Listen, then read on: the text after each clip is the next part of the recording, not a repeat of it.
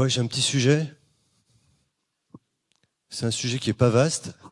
C'est un sujet qui est pas complexe. Je vais un peu m'éloigner de l'échographie et j'avais le choix en fait de faire soit comme a fait Laurent Z. Et hier soir, je me suis dit que ça allait pas le faire et j'ai essayé de calmer le jeu et je vais pas vous parler de tout. Il y a des situations où ça va être facile. La fistule, la carotide, les varices, les amputations. Il y a des situations où l'ALR, elle est possible. Hein. C'est surtout la péridurale et la chirurgie de l'anévrisme aortique. Puis il y a des situations où c'est complexe. C'est pour ça qu'il y a un Rubik's Cube. Hein. C'est complexe au niveau de l'anatomie avec la région de l'aine. Le temps sur les pontages distaux, les régions complexes, les complications aussi, les choses difficiles, c'est l'ischémie, les douleurs fantômes. Alors j'ai essayé de regrouper pour vous faire quelques... je ne vais pas parler de tout, hein, évidemment. La situation où c'est facile, je parlerai pas des fistules parce que je pense qu'il y a plus grande discussion là-dessus. La carotide, on en reparlera tout à l'heure avec le tube, mais on va en parler un petit peu. Péridurale et chirurgie de l'aorte, moi ça m'intéresse. Je pense que c'est intéressant de parler de l'ALR là-dedans, notamment des anticoagulants. Et puis les situations un peu compliquées, qu'est-ce qu'on fait sur les douleurs neuropathiques? Et puis une région anatomiquement compliquée parce que on fait des reprises. La région de l'aine, elle est souvent impliquée dans des abcès, dans des hématomes. C'est des patients fragiles, donc on a envie de leur faire des locorèges. Voilà, un petit peu ce dont j'ai envie de vous parler, et j'espère que je ferai ça dans les 20 minutes. Vous m'arrêtez sinon. J'ai pas de conflit d'intérêt avec personne. La carotide, ça va être assez rapide. Pour vous dire que on a une grosse méta-analyse. Et on a une grosse étude. Donc ça, c'est un papier tiré du JAMA qui montre que sur la partie haute, alors je sais pas si on a un pointeur. Non, ça c'est pour revenir. J'aimais bien AG ou ALR. Je suis passé un peu vite sur cette diapo. Pour la chirurgie carotidienne. Donc, si je veux un pointeur, je crois qu'il y a peut-être autre chose. C'est pas grave. Sinon, je vais sauter. C'est pour vous montrer qu'en termes d'AVC ou de décès post-opératoire, quand vous regardez la partie haute, on avait quand même l'impression qu'il y avait un petit avantage sur le graphique avec le losange, même si ça coupe la ligne, pour dire que peut-être l'ALR avait un certain intérêt. Et puis il y a l'étude GALA, je crois que c'est une étude de plus de 4 ou 5 000 patients, qui a un peu fait changer les choses et qui a montré finalement que qu'on fasse une anesthésie générale ou qu'on fasse une anesthésie loco-régionale pour la chirurgie de la carotide, il n'y avait pas grande différence en termes d'AVC ou en termes de mortalité. Donc c'est toujours pas tranché. Quand j'étais interne, quand j'étais chef à la Pitié-Salpêtrière, il y avait déjà ce débat-là il y a une trentaine d'années. Donc en 2008-2010, voilà. On peut pas dire qu'il y a un intérêt à faire une loco-régionale. Sauf que, quand on reprend l'étude GALA, ils disent quand même peut-être que dans certains cas, ça peut être intéressant de faire des blocs. Et une des situations dont ils parlent, c'est quand votre carotide contralatérale est occluse et que peut-être à ce moment-là, faire un bloc plutôt qu'une anesthésie générale, ça peut se discuter et qu'il y a peut-être un intérêt. On dit aussi que c'est des patients fragiles et qu'il y a un risque de dysfonction cognitive post-opératoire et que quand on peut éviter une anesthésie générale, est-ce qu'on améliore les scores de dysfonction cognitive? Ce travail suggère que oui, quand même. Dans les premières heures post-opératoires, l'ALR, donc les blocs carotidiens, diminuent les dysfonctions cognitives et il y a aussi un effet sur la protéine S-bêta-100 qui est un marqueur de la neuroinflammation, si je me souviens bien. Donc il y a peut-être un petit intérêt transitoire puisque après, manifestement, il n'y a plus de différence. Donc peut-être un bénéfice de ce côté-là dans les premières heures. Pareil, est-ce qu'il y a un intérêt sur l'AVC, ce travail qui est un travail qui montre quand même que oui, dans la phase périopératoire, il y a peut-être un peu moins d'AVC, pas moins d'AIT, mais que sur une courbe de survie, vous voyez, ils vont jusqu'à 192 mois, il n'y a pas de différence. Donc en pratique, il y a peut-être un petit bénéfice à la loco-régionale, il est transitoire, il est modéré et il est cantonné à la période périopératoire. Donc rien à long terme. Donc nos techniques ne changent rien dans ce qui concerne la chirurgie de la carotide. C'est ce que confirme cette méta-analyse que j'ai pris dans la Cochrane, qu'il n'y a pas grande différence. Voilà. Donc aujourd'hui, pour résumer les études que j'ai trouvées, et c'est intéressant parce que quand on prend des études observationnelles, c'est le côté gauche de la balance, ben, elles ont tendance à trouver qu'il y a un peu moins d'AVC, un peu moins d'AIT, les infarctus, la mortalité sont des fois un peu réduites, mais tous les grands essais, les essais randomisés, les méta-analyses montrent qu'il n'y a pas de différence. Je ne sais pas vous l'expliquer. Je suis pas statisticien très compliqué, donc voilà. Je pense que aujourd'hui la balance elle oscille et que ce qui est raisonnable, c'est de se dire que la discussion elle est plutôt entre le chirurgien, l'anesthésiste, le patient pour savoir quelle technique proposer et que c'est affaire d'école, c'est affaire d'habitude. André Tomesco nous parlera tout à l'heure de la chirurgie carotidienne durant le tube et il nous donnera son point de vue. Parce que je pense effectivement que la difficulté de la chirurgie peut être plus ou moins aussi un guide pour dire ce patient-là, on va lui faire un bloc, celui-là, on va pas lui en faire. En tout cas, il n'y a pas d'avantage clairement démontré à l'ALR en chirurgie de la carotide. Je passe à la suite, la chirurgie de l'aorte et la péridurale.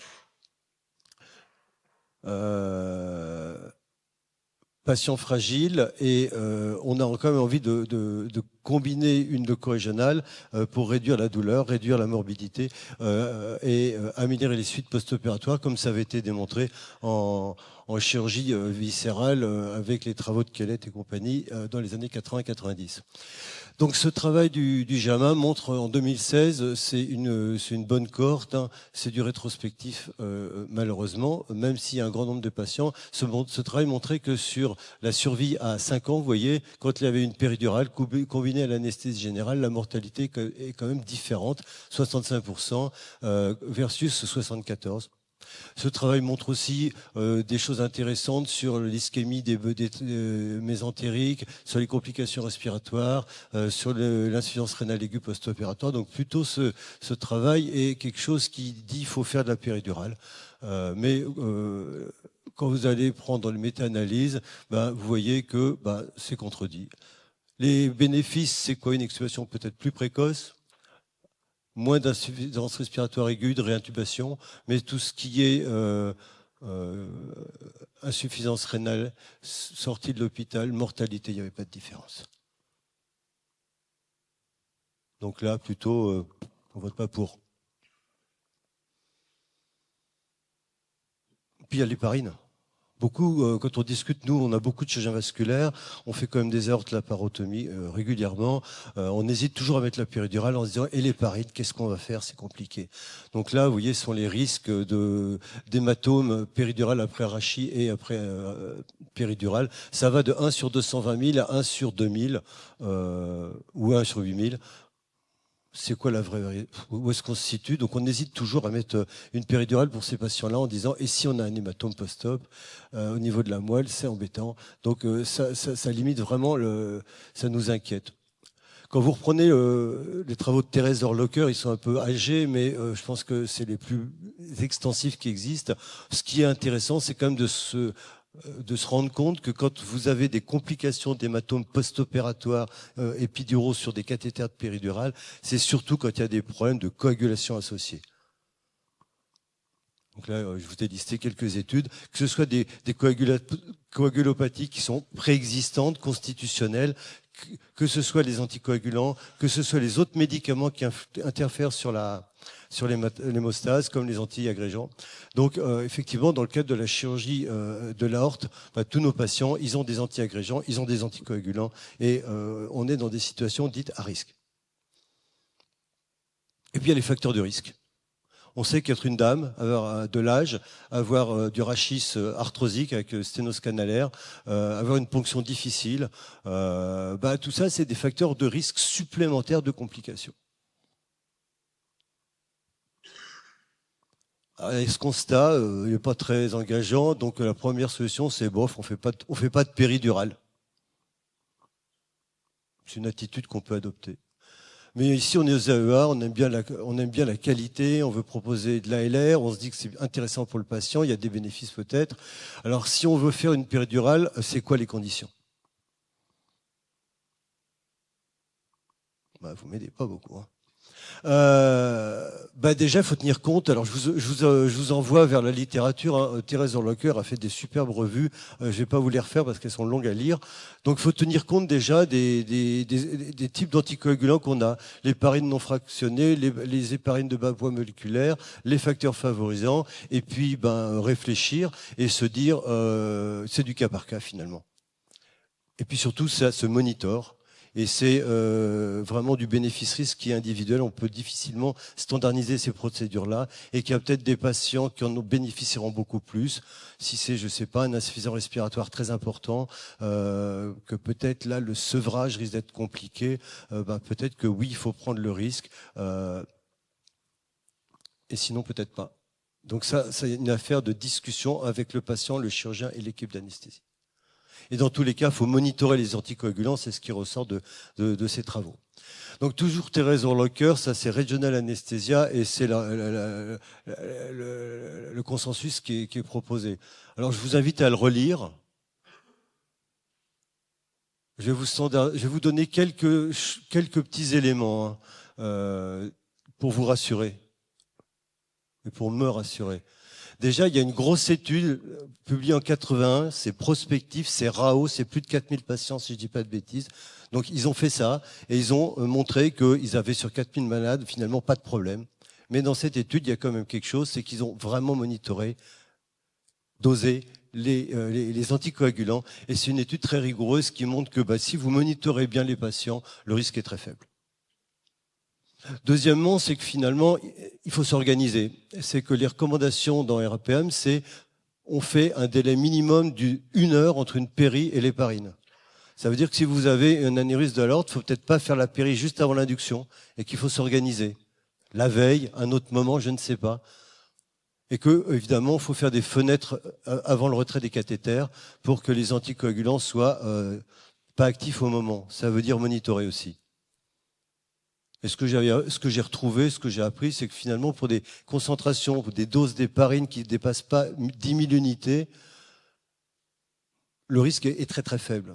Parce qu'au-delà de 10 000 unités, c'est la chirurgie cardiaque, finalement. Et qu'en chirurgie cardiaque, bon, j'ai enlevé la diapo parce que elle est rallongée, ils sont amusés à estimer le risque et qu'il est nettement plus élevé, alors que quand vous avez des doses d'héparine relativement basses, excusez-moi, finalement le risque est faible et pour Thérèse Horlocker, il n'y a pas de contre-indication.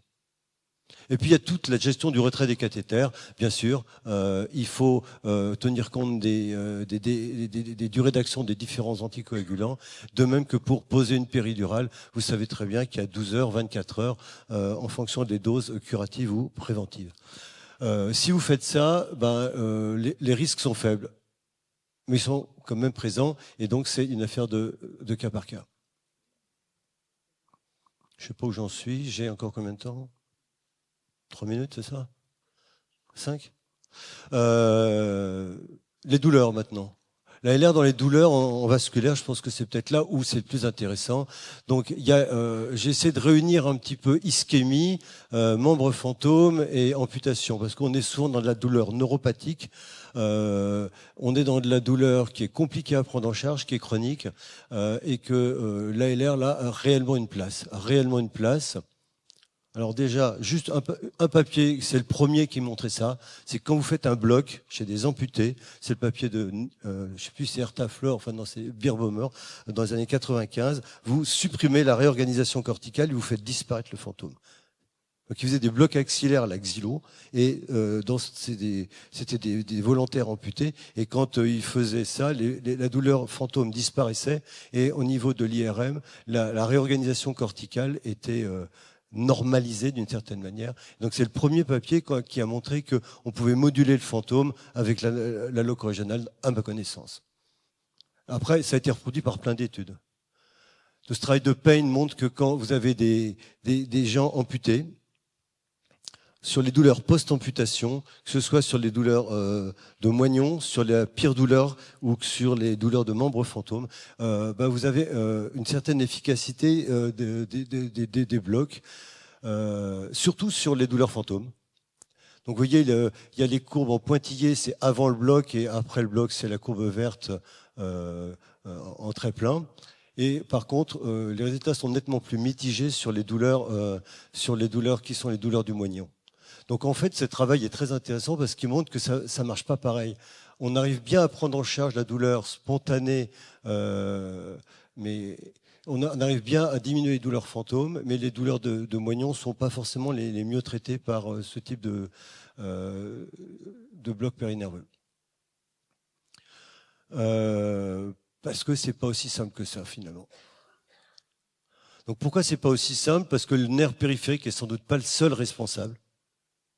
Que dans les douleurs chroniques post-amputation, et je suis sûr qu'il y a des gens qui font de la douleur chronique ici qui sauraient bien mieux expliquer ça que moi, il y a aussi des structures plus proximales, médulaires, les ganglions danseurs-rachidiens, qui sont certainement impliqués là-dedans. Et il y a ce travail que j'aime bien, qui montre que quand vous faites des injections foraminales ou que quand vous injectez au niveau des ganglions dorsaux-rachidiens, que ce soit en rachis, en intraforaminal, etc., vous avez aussi une manière de diminuer les douleurs fantômes. C'est-à-dire qu'en bloquant les ganglions rachidiens, vous avez aussi quelque chose qui permet d'améliorer la douleur fantôme en diminuant peut-être les décharges ectopiques des DRG, et que ça peut être aussi une approche loco-régionaliste intéressante dans ce genre de douleur.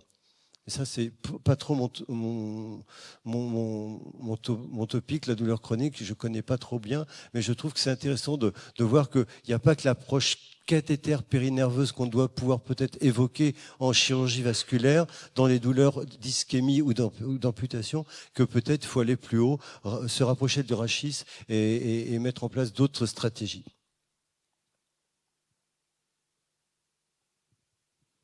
Alors, les blocs continus, est-ce que c'est intéressant? Donc, ce travail de Payne, qui est relativement récent, 2021, c'est une analyse jusqu'à 12 mois, une cohorte qui a été comparée deux groupes, soit avec un crossover, c'est-à-dire ils avaient un bloc avec anesthésiques locaux, un bloc avec placebo, et ils inversaient éventuellement. Et qu'est-ce que ça donnait? Eh ben, clairement,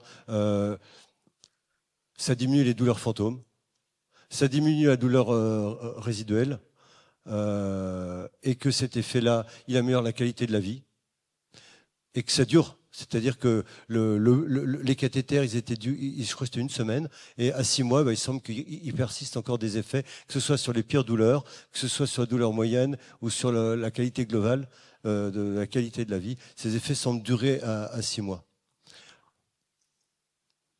Bon, ça c'est une analyse, un sous-groupe de la même étude, donc je vais passer, et je crois qu'il faut que je finisse, c'est ça? Donc je vais aller directement à la fin, puisque je n'ai pas le temps de vous parler de la région de l'Aisne, qui était quelque chose d'intéressant, compliqué. Donc si je dois finir pour pas manger le temps, les messages que je voudrais que vous gardiez et rameniez à la maison, c'est que pour la carotide, c'est une affaire d'équipe. Gardez en tête qu'il y a peut-être un petit peu moins de dysfonction cognitive précoce, qu'il n'y a pas de différence à long terme, que quand il y a quand une carotide est bouchée de l'autre côté, c'est peut-être intéressant de savoir faire un bloc cervical. Considérons la chirurgie aortique. La chirurgie aortique, c'est du cas par cas. Il ne faut pas la mettre à la poubelle, la péridurale. Elle est quand même faisable dans des bonnes conditions de sécurité si on monitore et qu'on surveille. Et puis pour ce qui est de la douleur neuropathique chez ces patients-là, que ce soit post-amputation ou d'ischémie, je crois qu'il faut mettre des cathéters périnerveux et que nous, à Angoulême, on a quand même eu cette expérience des cathétérismes en vasculaire de longue durée chez des gens et c'était quelque chose d'extrêmement efficace et je pense qu'il ne faut pas du tout oublier ça. Les chirurgiens, maintenant, ils ont tendance à vouloir infiltrer le névrome pendant les amputations et disent que ça suffit. Non, mettons des cathéters et puis pour ce qui est de l'Aisne, on en parlera une autre fois. Je vous remercie de votre attention.